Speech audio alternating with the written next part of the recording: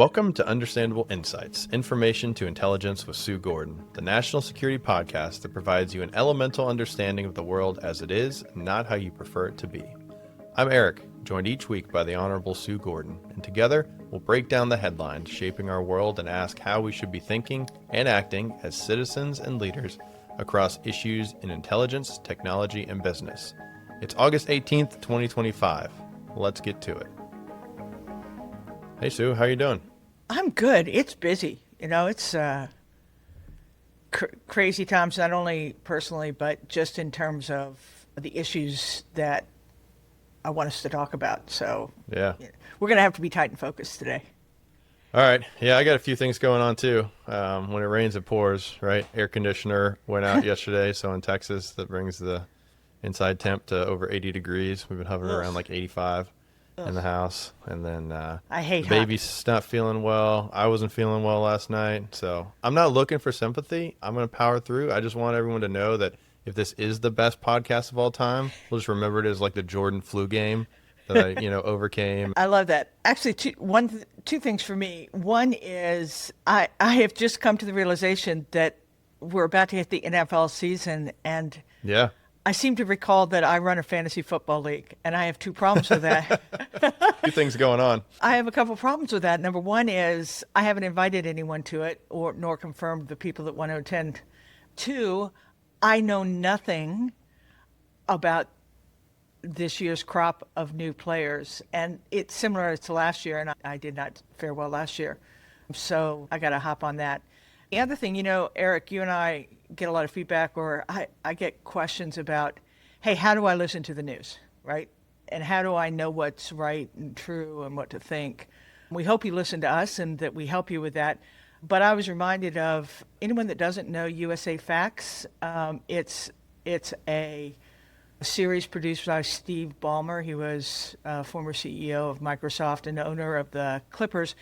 But it's really pretty good, and he really just explains things the government is doing, everything from transportation to the economy to things like that. So it's a pretty good foundational, nonpartisan, just the facts on governmental issues, which is a nice foundation for a lot of things that we talk about because we don't go into detail on everything. Nice. And then put on your thinking caps. If something seems wrong, it probably is. Do your own research. Yeah. No, that's a good recommendation. I'll have to check it out. Again, it's been a while. All right. Well, let's get to some headlines. So this week in the threat picture, we'll talk about Anchorage 2025. Trump meets Putin and leaves with a Moscow-leaning path to peace and no concrete concessions, raising risks of sidelining Kyiv and fracturing allied leverage. China's AI influence ops. Leaked insider files from a company called Golexy detail an AI-driven propaganda engine profiling U.S. lawmakers and right-leaning influencers, shifting from blunt push videos to precision-scale nudges across Hong Kong, Taiwan, and U.S. politics. And finally, Texas redistricting blitz. The GOP map moves into a second special session in the Texas House as Democrats are expected to end their walkout, but not before calling to action other states. Woo, what a set. So we'll start with the Trump-Putin in Alaska, and we're recording on Monday morning, so prior to the meetings of the White House on Monday with President Zelensky and some other European leaders. But Trump-Putin in Alaska, peacemaker or pageant? On True Social Friday en route to Alaska, President Trump said he was headed to, quote, end human suffering. The White House framed this meeting as launching a peace track and also published a letter from First Lady Melania directly to President Putin, which focused on the children suffering and highlighting the dreams of children that, quote, they dream of love, possibility, and safety from danger. Trump said to pivot away from a ceasefire, favoring Putin's spectrum of resolution. But on Saturday, in a call with Zelensky, he offered support for the U.S. security assurances for Ukraine after the war, which is a shift from his stance that Europe should bear the burden of protecting Ukraine. Later today, as I mentioned, meetings in Washington, D.C. with Ukrainian President Zelensky, and he's bringing some friends with him this time, representatives from Britain, France, Germany, Italy, and Finland. And hopefully this meeting goes a little better than the last time Zelensky was in the White House, or a little more professional from our side. I think we have reason to believe it'll be so. But Sue, what are your thoughts, and what was your measure of success coming out of this meeting that the presidents had on Friday?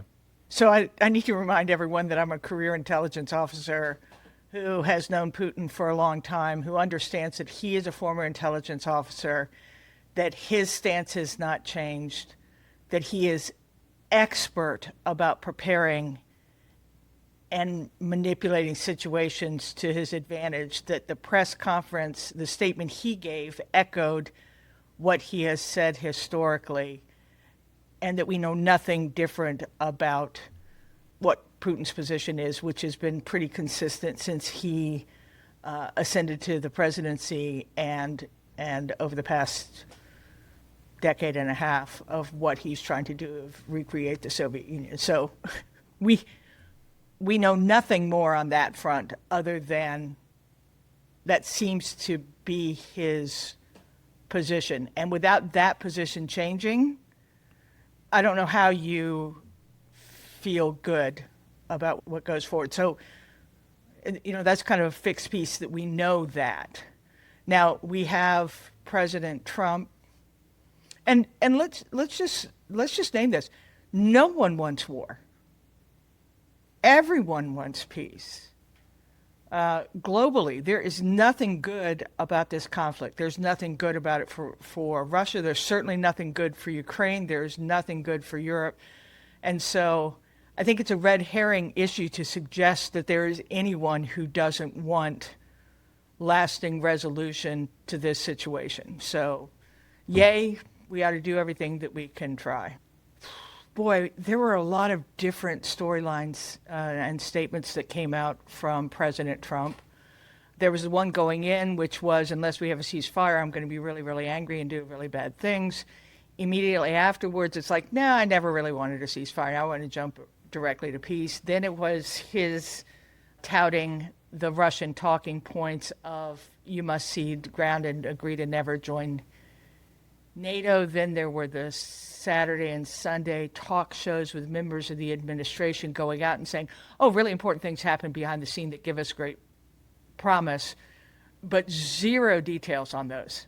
Especially on Sunday, I saw Martha Raddatz, press secretary, national security advisor Marco Rubio, and I saw others pressing others to say, well, what was it that you got that makes you feel that there's going to be some movement on the Russian side? And there were no details there. So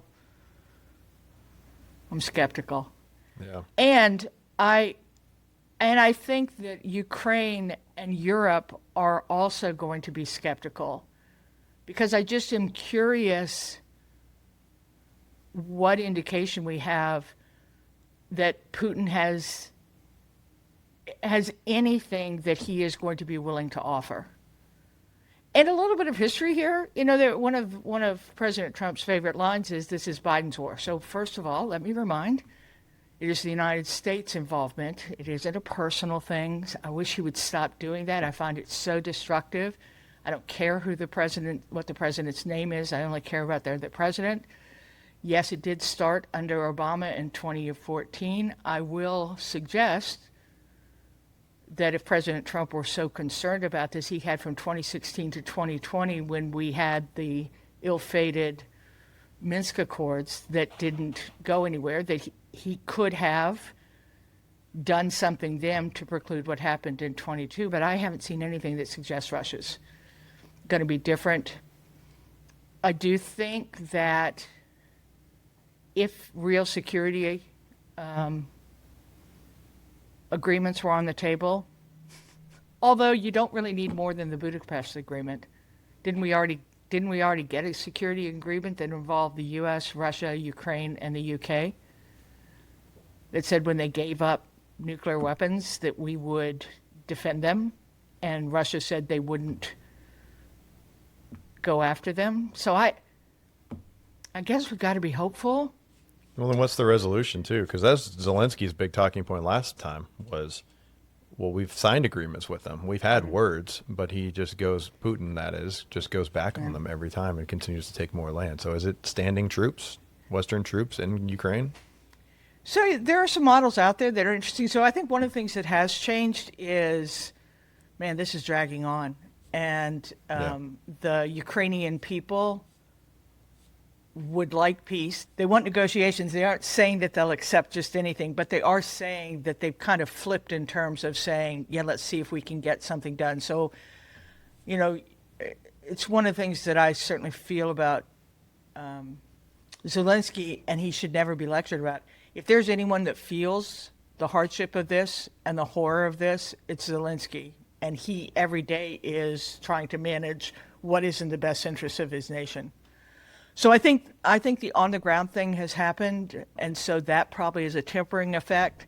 Europe is more engaged than it's been, so it might be willing to offer more. But again, if we think that Ukraine is in control of what is offered, I just think that's fantastical thinking. Maybe the Finland agreement after World War II is an interesting model where you don't actually cede the land or rename it, but you let the Russians stay in the land they've already taken, and Ukraine makes some agreement not to allow their land to be used for an attack on Russia. But, you know, Finland was much more permissive and much less committed to democracy than Ukraine is. So I think we have to wait and see it play out. I don't think things are aligned particularly well. Maybe the counterbalance to Ukraine's population being more anxious for some sort of negotiation is that Russia really is underwater on this financially and from a capability perspective. But I don't think the U.S. just sitting by and telling Ukraine that they've got to give is likely to be persuasive. And this is just me being stodgy. I can't help but feel that President Trump's interest is in saying he's gotten something done more than ensuring that what gets said is actually the outcome we have. Man, diplomacy is hard. It's really similar in a weird sort of way to where are we on in terms of Iran's nuclear weapons? I mean, we say all the time that we destroyed them, but do we know we're there, or are we just happy with the talking point? The last thing, we have seen times where this president has both stood his ground and not stood his ground. When it came to the North Korea negotiations over starting to dismantle their nuclear weapons, he had 2 summits with Kim Jong-un. You know he wanted to do it, but he did walk away from it when it became clear that they weren't going to give it up. And I think that was an instance where he really relied on his national security community to give him the foundation so when he went into the meetings. And it doesn't go without notice that there was a lot more work for that summit than there was for this summit. Right, back to diplomacy, it's hard. Then there was the other case of Syria and the Kurds and Turkey, where in a phone call, President Trump just agreed to basically pull the U.S. out and leave the Kurds kind of holding the bag for that conflict. So we've seen it go both ways with this president. I guess it's good news, and I guess I'm going to ask you how you feel about it, that we're having the conversation.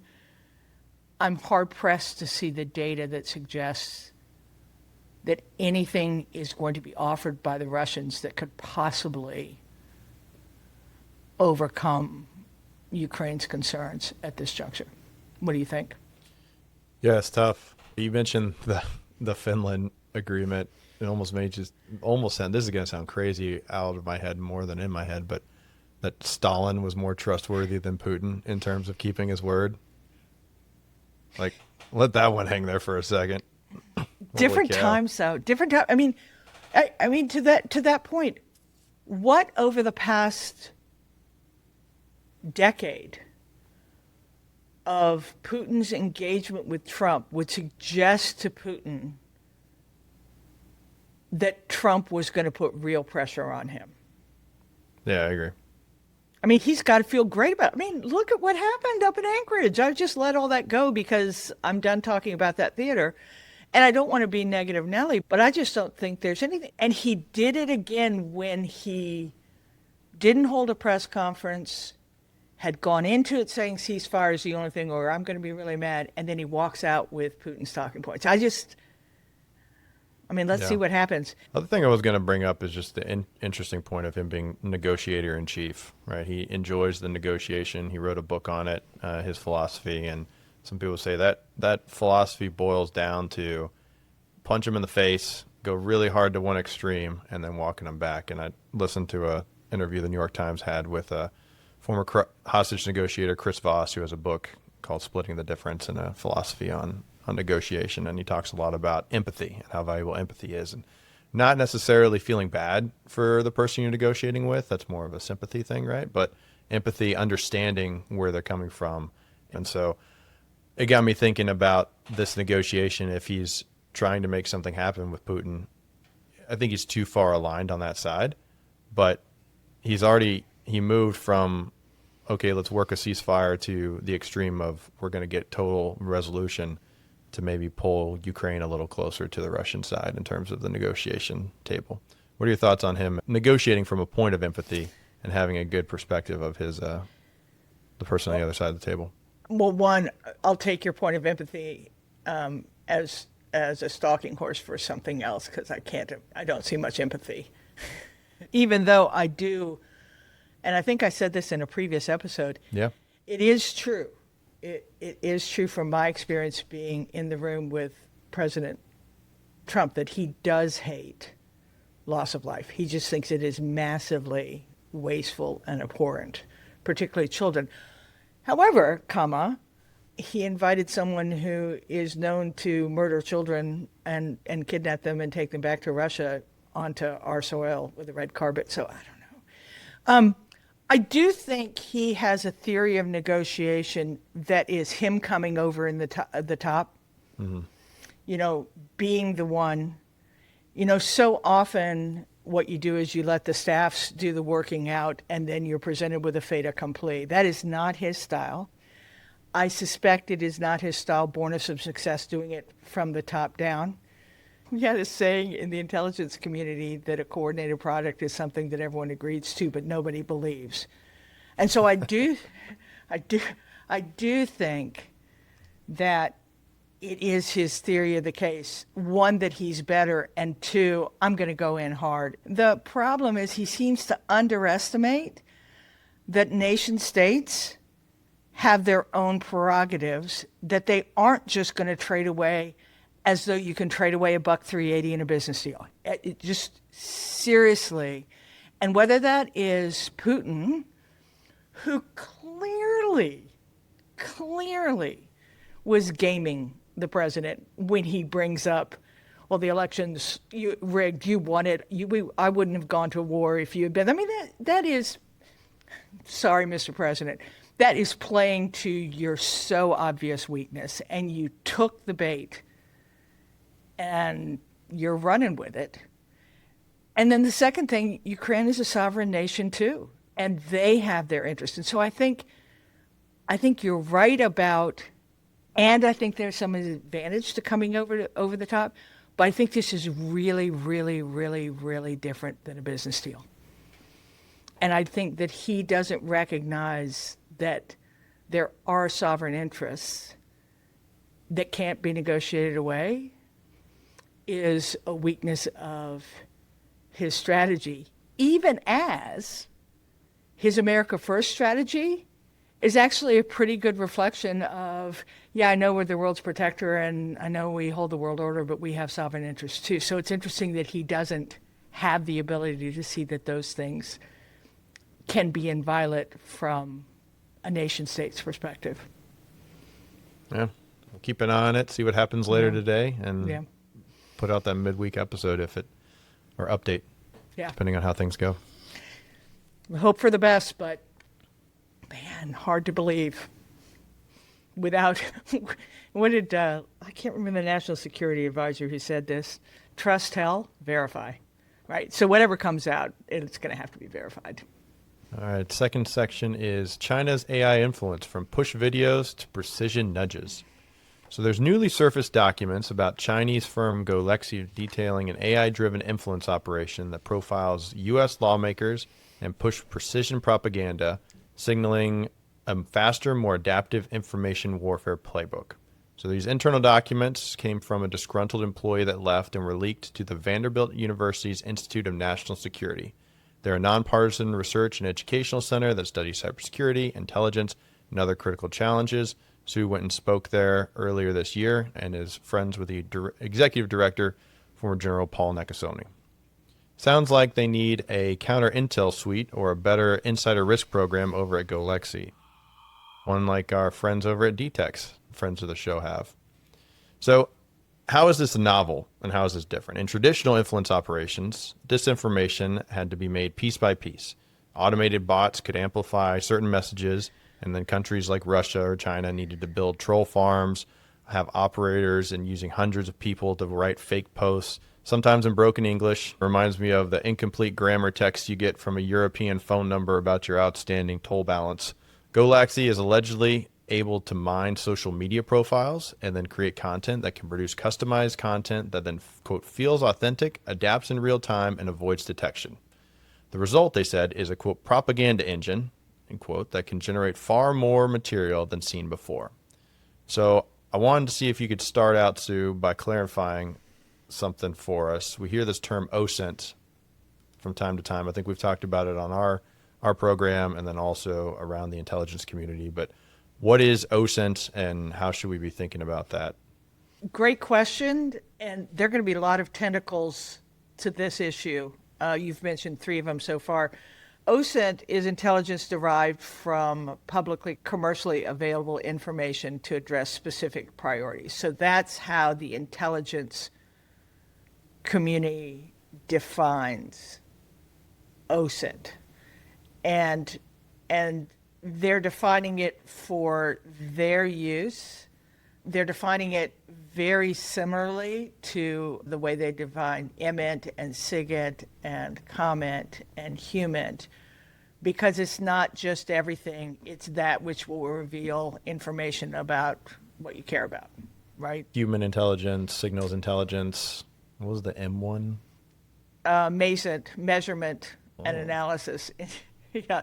Signatures. Sure. Yeah. Yeah, signatures of things. So they're defining it in the same way. They're defining it very much against the role of intelligence. I'm going to colloquially say to know a little bit more, a little bit sooner about the things that are important to you for the purpose of providing a decision advantage. That's how they want to use it or imagine using it. Let's just talk for a second about the information environment out there. The world knows everything. Everyone is both collecting, producing, and using data all the time.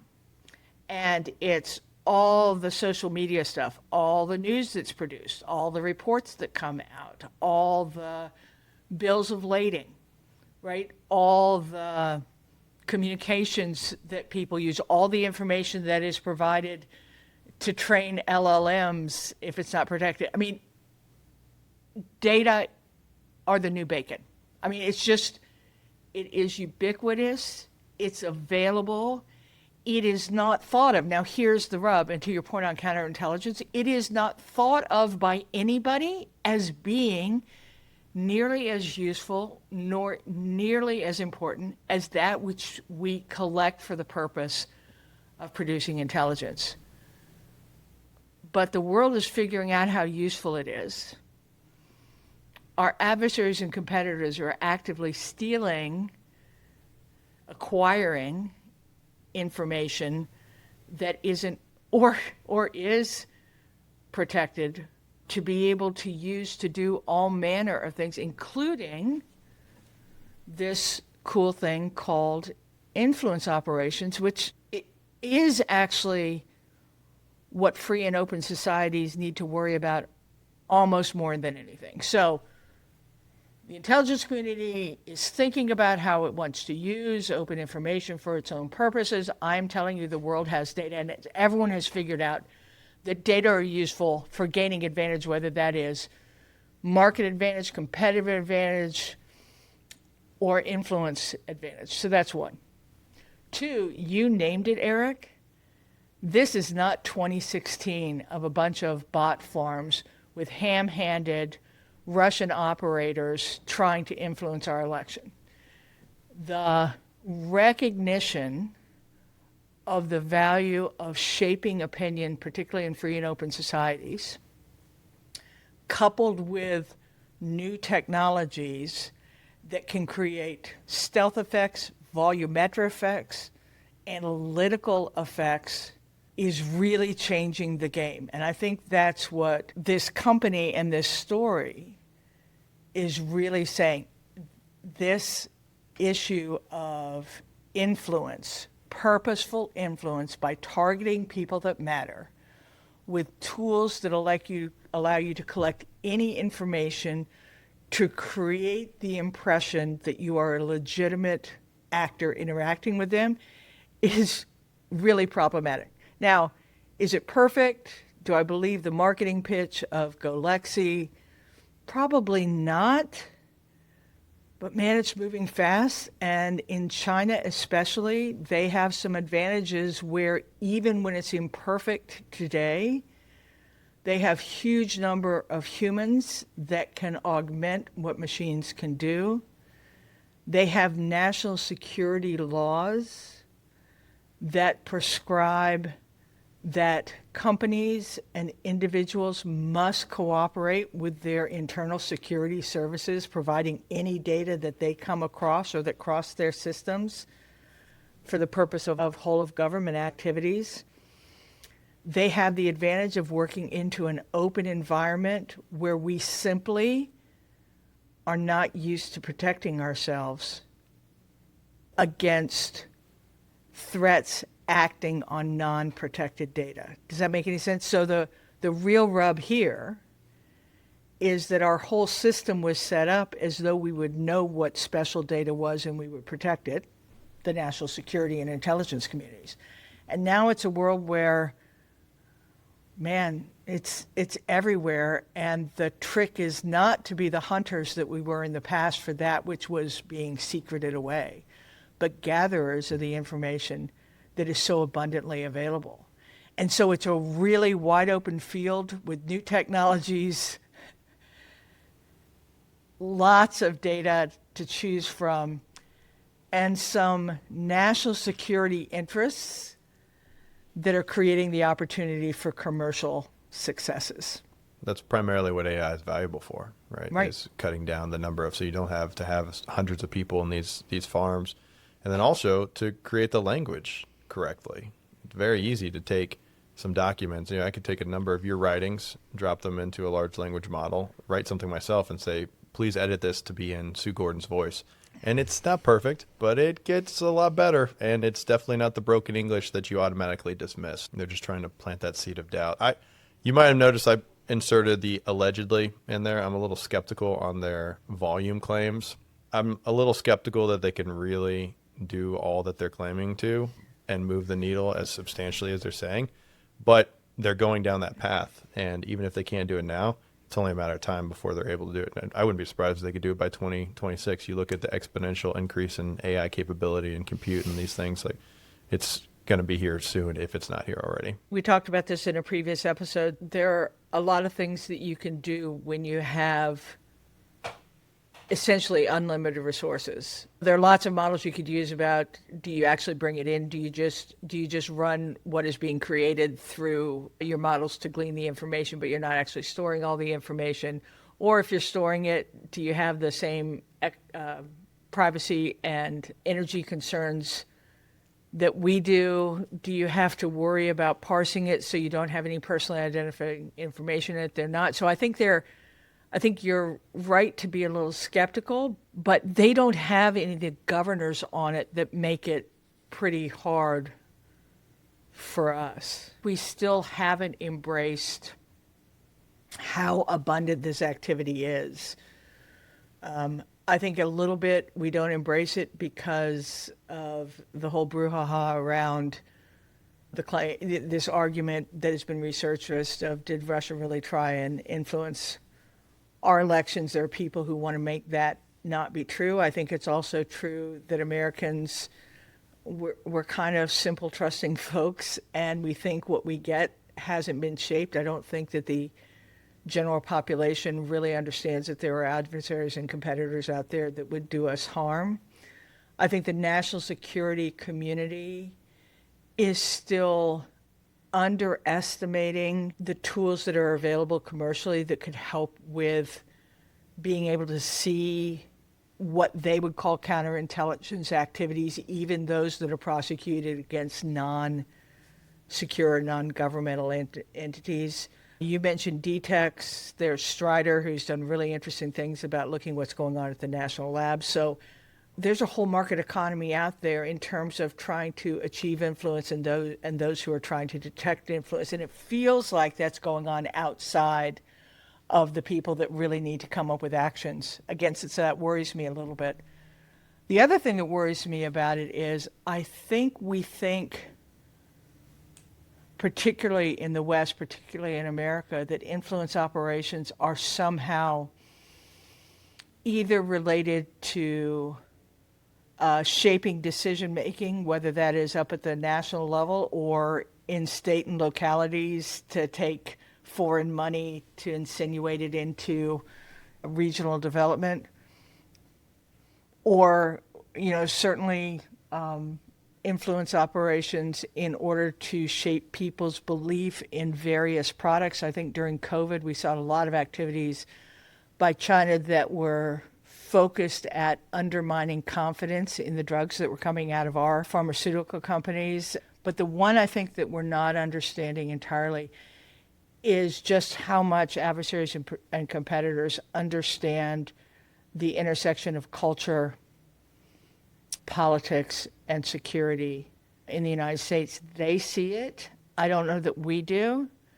And so we have seen since 2016 a lot of foreign influence activities that are shaping our belief in ourselves, fomenting discontent, creating manufactured stories about differences between different sets of people, whether those are different parties, different ethnicities, different regions. There is so much in the United States, the intersection between sports culture and U.S.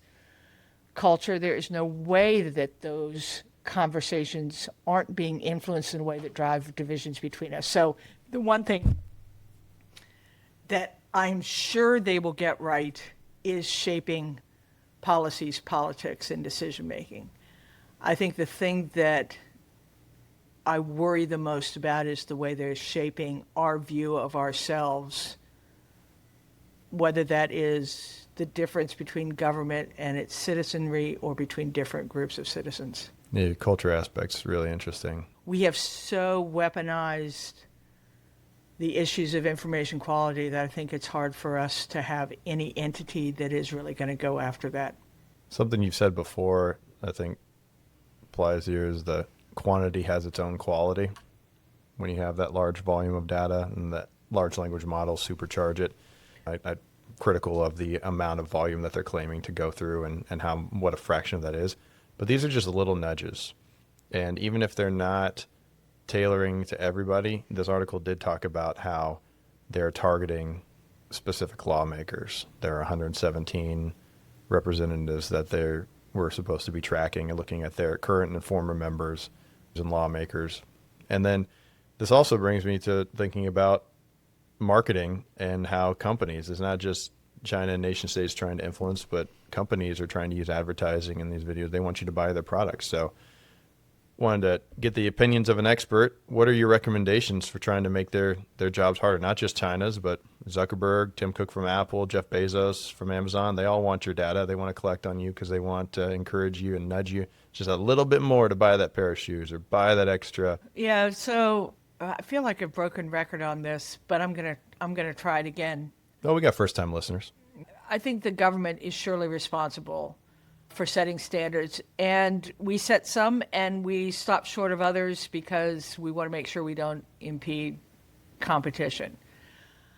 I really do believe that the men you mentioned, Zuckerberg, Tim Cook, Jeff Bezos, many others, if they don't embrace the fact that they are national security decision makers, and one of the elements of national security is the extent to which we trust our markets, trust our data, trust our leaders, and they don't feel that weight of responsibility when they design their systems or make their decisions about where they take their money or how much of their OpEx they put behind security and information quality, we're going to have a super hard time fending this off. It is massively destructive. This is not the first foray by GoLexi. This started long ago, certainly in 2014 when they stole the data when China stole the data out of OPM, or other actors stole the data from Marriott. This notion of knowing who we are for the purpose of being able to exploit it to shape not only our decision making, but our belief is really problematic. So I need the government to quit over-rotating on the free speech side such that we don't address the obvious manipulation of information for ill purpose. I need companies who are producing not only the tools but the data to understand how it can be misused as much as they understand the glory of its use and account for both. And Eric, I don't know how to be stronger on this. Citizens acting as sheeple, just not questioning that which confirms their belief, or worse, not questioning anything, it's going to be a really hard time for us to, in the short haul, overcome those who would manipulate us, because they aren't governing any of their actions. And we have barriers of many ilk that keep us from creating a whole of country response. So tough times. And we could go on and on. I could call this gray zone warfare because it is relatively ungoverned space. We don't have policy or statute that we rely on in order to counter it. So again, adversaries and competitors know darn well that they can move from the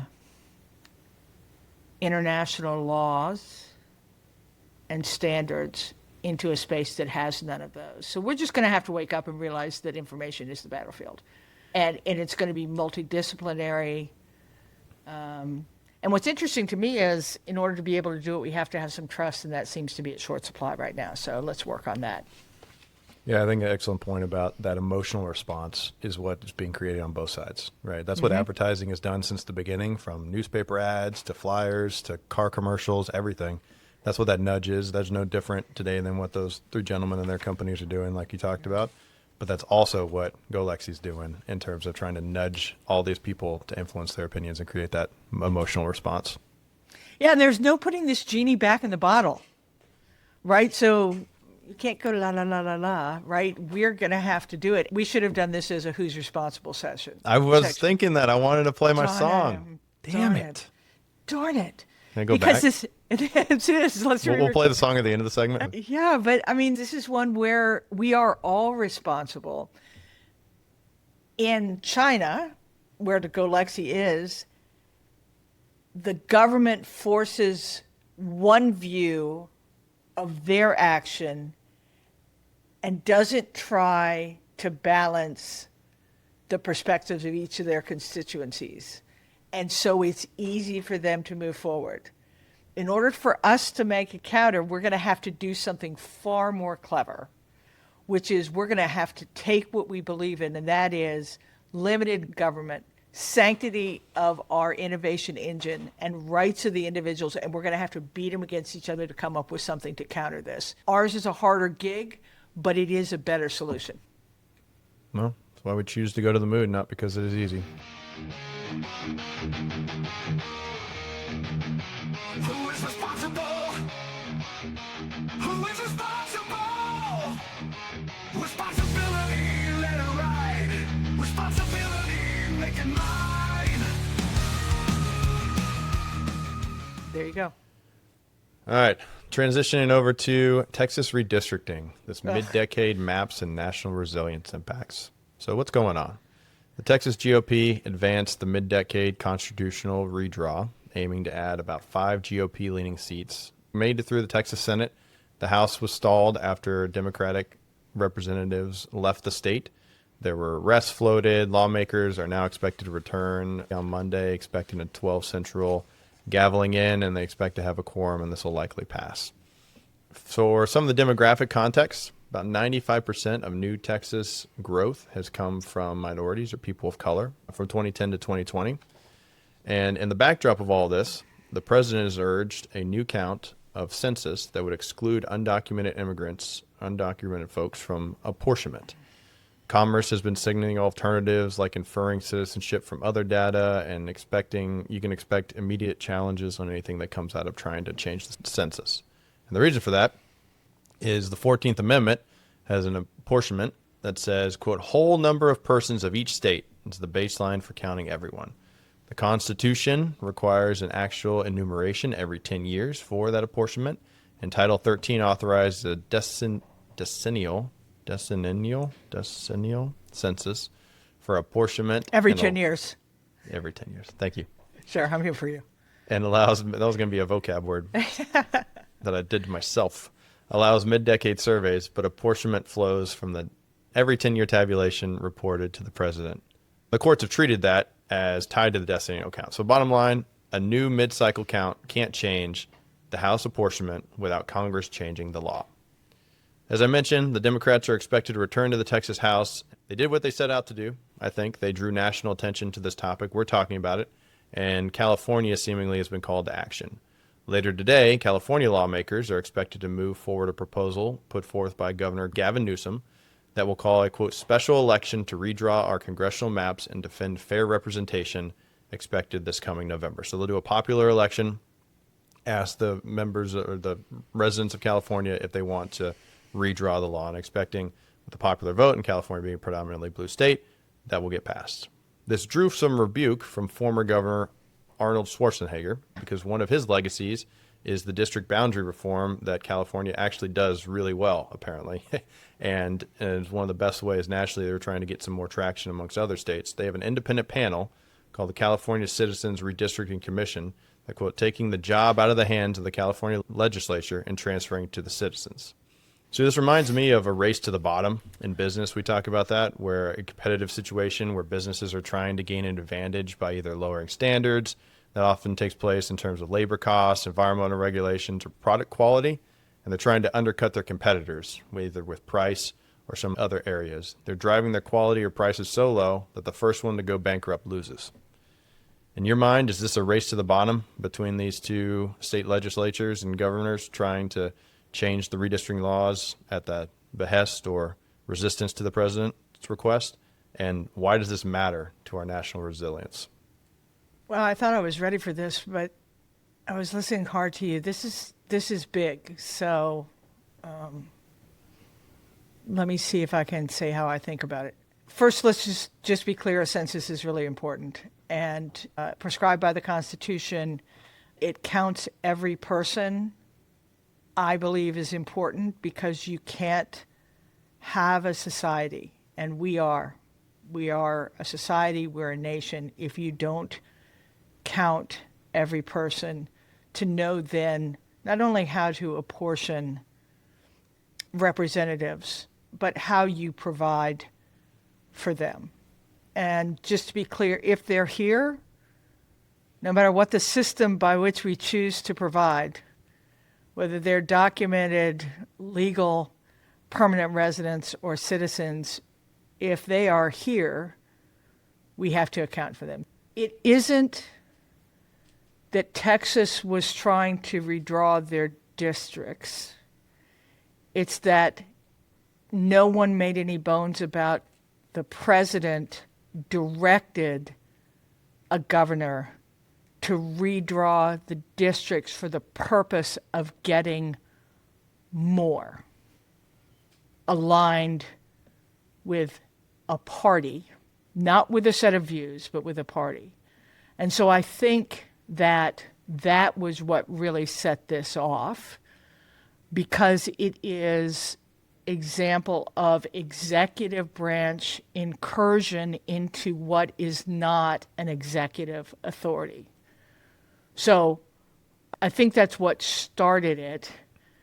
And I think if you don't just view it as a singular, but you view it in terms of the other executive branch, unitary executive, President Trump activities around the election, stemming from the executive order on election integrity that increases the requirements and the manner in which ballots are received, the reduction of election security funding, basically stripping CISA from its ability to do the things that it did that did in fact secure 3 elections. Requests for voter data and voting equipment access by the executive branch. Reorganizing the Justice Department to take away voting rights focus and focus more on voter fraud protections. The freeze of election security grants, and the most recent thing that the president just came out with today that says we're not going to have mail-in ballots. And none of those, according to the Constitution, are executive branch responsibilities. The selection of electors is the states. The states are wholly responsible for their congressional responsibility. The timing and the manner of the election is either states for Congress or the Congress for federal. Day-to-day election administration is state and local. The executive has no power in this. And so I think you have to look at this in the context of all those other activities that seem to be being pushed by this administration for the purpose of accreting control to further a view of, in the words of Texas, what I'm owed or what is right. So I think that's how this race to the bottom starts. And when I look at what California is doing, yes, they're taking the area of the battle, which is redistricting, and maybe racing to the bottom. They're doing it a little bit differently. I think it's a pretty clever ploy to do it, put it before a vote to the citizens. You're keeping a little bit more of citizen control, and by limiting it to 2030 that says when the next census comes out, all this will be redone. Right. So I think it's pretty clever, but I actually think it's just a move. It's the first move in trying to do an actual action to counter what is perceived as executive branch overreach in the general election, in the general category of election integrity, predicated on a misbelief that there has been massive election fraud. And so this is a lesson that I learned from the intelligence community during post 9/11. Man, you really, really, really do not want to escalate government privilege. It is antithetical to who we are as a people, and it almost always ends badly. So, yeah, I don't know that I like the leaving the state. I don't know that I like, holding an election, say, you take 5, I'll take 9. But I think that what we're seeing is actually pushback that I've been asking for in Congress and we've been talking about in locality to say, whoa, whoa, whoa. That is not actually your authority. And we'll see how it plays out. Yeah, thanks for bringing that, clarifying that Newsom was saying that it would only go till 2030. They would call this vote now. They would redistrict for 2026 potentially if it passes the election, and then they'd reset in 2030 back to the original, which still, again, this is why the Terminator's rising up, is because this is his legacy, and it's also like, guys, we have one of the better ways to do this, one of the least polarized ways of doing this, and now we're going to change it. But they're the only ones, or they are the ones best positioned to resist this or to to fight back against it. And Yeah, so I think they have yeah. the numbers. They have the numbers to make it meaningful.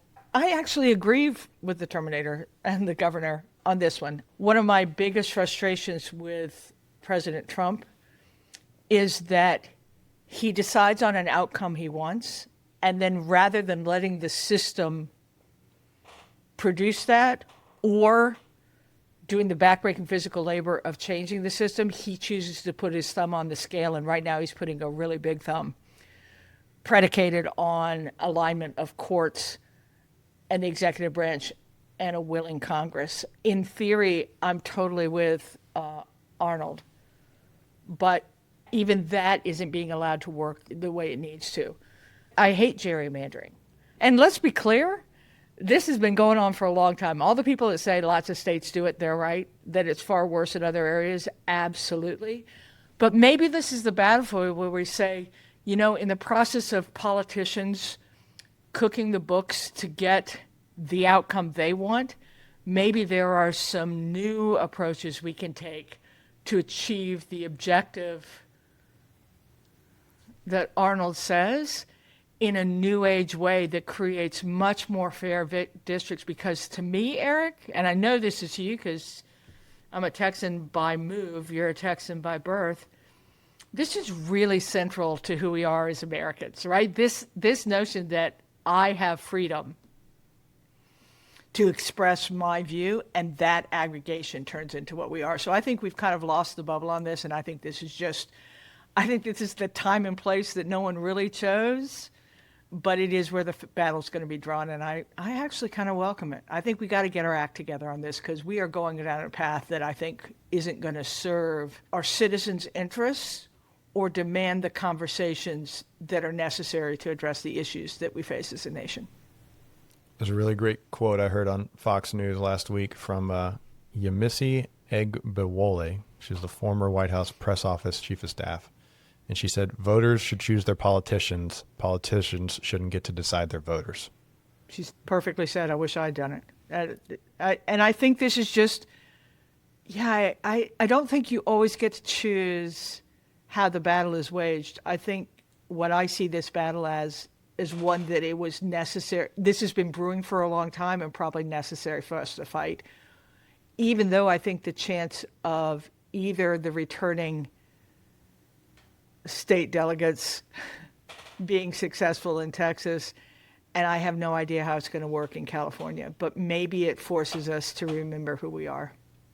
Yeah, as a Texan, I take issue with it, and as a capitalist, I take issue with it. I want to invite competition. Right. And so one of the other arguments I've heard thrown around is the use of AI and some of the AI tools that we have available now to possibly use that to create contiguous and competitive districts. One of the things that the California group touted as one of their successes is they just had a number of seats flip in recent elections because it is so competitive between blue and red, because the people are actually getting to have a fair say, and they're requiring those politicians, those representatives, to be more accountable and more representative of what their people want. Yeah, maybe you don't have to go to the pain of a constitutional amendment in order to get term limits. Maybe if you just have perfect competition, the environment and the demographic accounts for the turnover that has the other benefits that people who advocate term limits are trying to achieve. Maybe.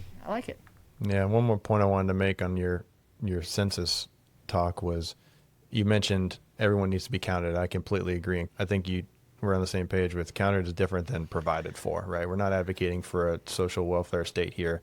In fact, quite the opposite. But what I would caution is that if you don't know the number of people who are here, we have a moral and a financial and legal obligation to help people that are destitute. If an illegal immigrant shows up to the hospital without insurance, they are going to the safety net hospital. They're going to get treatment. And you know who's going to foot that bill?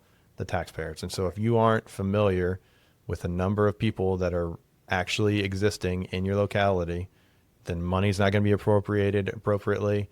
You're not going to have the budgets. You're not going to be able to absorb those societal costs that we would probably agree shouldn't be there in the first place, but it's short-sighted to think that they're not there and to not be prepared for them. Yeah, really well said. And you and I do agree on this. I chose the word accounted rather than provided. I think you need to account for it. You need to know so you can make decisions. And there are a whole manner of decisions that you can make about how you do it. The thing I would say is there are a lot of people when they want to challenge particularly this kind of who's included or who's not, who has birthright citizen, who doesn't, suggest that the founders didn't know what they were doing. If you put yourself back in the 1700s, we were all immigrants, right? And so this notion of what it takes to become one of us was something they wrestled with every day. They lived with it. They were it, and they made a decision about it. So, yeah, it's not a panacea nor a prescription nor a commitment to do anything other than to account for every human that happens to be here, so that we can make good decisions for the nation and for our citizens. We'll keep an eye on it. We'll see what happens today, and maybe this will be a two-parter midweek between Maybe. Ukraine, Russia, and Texas gerrymandering. And depending on how it goes, we'll completely re-record the whole session, and we'll pretend that we were super smart. That's right. That's right. Go in our time machine. What else are you watching for besides those two obvious ones this week, Sue? And doing your fantasy football research? Yeah, I think in preparing for this segment, I really have started to be seized on the whole notion of election security. And I believe in it. I think it is the most foundational thing to our nation. But there are some actions that look like they are trying to get the election outcome that they think is proper rather than exactly what you just described in terms of creating a system by which we collect the views of voters in terms of who we want to be. I'm looking at those. I got to tell you, it broke my heart this morning when I saw the Truth Social saying that we have to get rid of mail-in voting. Number one, the president has voted via mail. Two, my parents certainly did because I had a dad that was in the military and he's been voting. Again, this idea that no one can do mail-in voting successfully is just a red herring. And interesting enough, even Putin, who was clearly pandering to the president, Russia has mail-in voting. I've kind of got my eye on the sets of actions that have the potential to shape the midterm election, because if we can't believe in our elections, we have a hard time. So I'm looking at that. And then right after I get on fantasy football. The election security and the mail-in ballot, for the exact same reasons you've said. I voted absentee from the Middle East before, and I wonder if that's going to be a caveat or an exception there, or how all this is going to develop.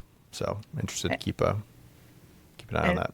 And remember, it's not an executive branch thing, right? How the states do it is how the states do it, right? There are things that are prescribed.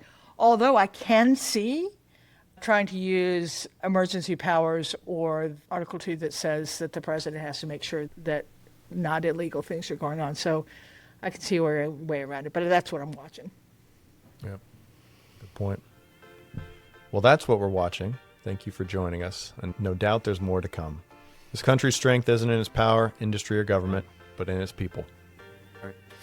Yeah, so thanks for joining us. As always, remember, we're here for you. Look for a link in the show notes to provide us feedback or suggest topics. We really do listen.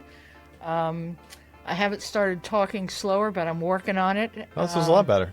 Yeah, back to Doing gift. great. Join us next week for Understandable Insights podcast, wherever you listen.